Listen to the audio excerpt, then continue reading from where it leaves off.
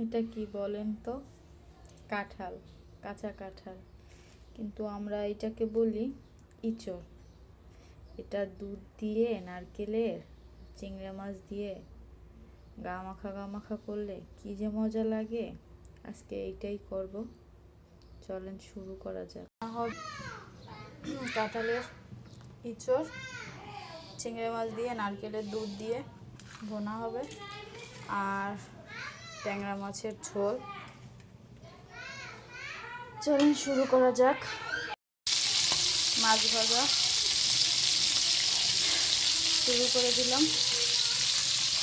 এপাশে কড়াইতে কাঁঠালের ইঁচড়টা ছড়িয়ে দেবো।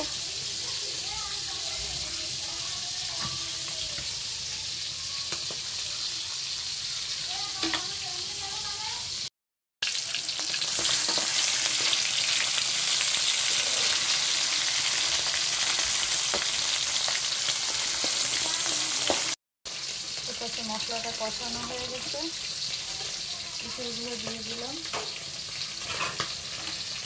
হালকা কষিয়ে নেব।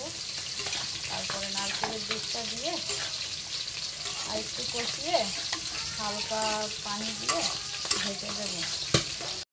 মাছটাও ভাজা হয়ে গেছে, এটা তুলে নিয়ে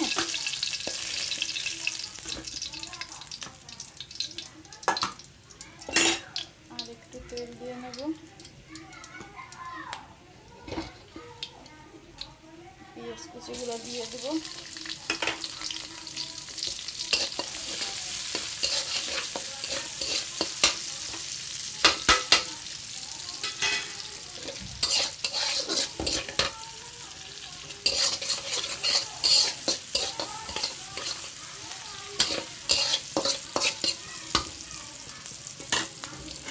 পেঁয়াজটা ভাজা ভাজা হতে লাগুক।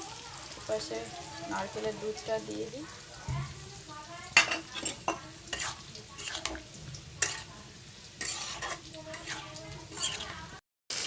ঝোলের পানিটা দিয়ে দেবো, বেশি একটা দিব না।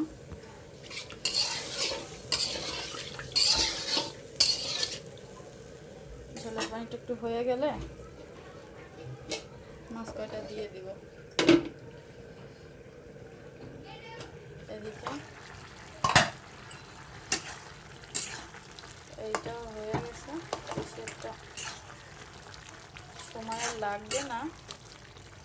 তারপর আমি একটু পুরোপুরি গা মাখা করে ফেলবো। মেয়ের কথা চিন্তা করে একটা আলু দিয়ে দিলাম। ও আবার আলু খুঁজবে, আলুটা পছন্দ করে, এই জন্য আলু দিয়ে দিলাম।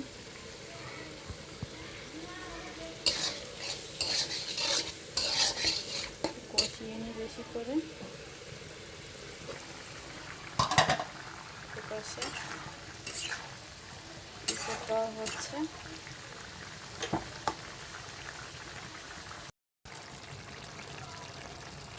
কে কে খাবে চলে আসো। কাঁঠালের ইঁচড় আমার খুব পছন্দের একটা জিনিস।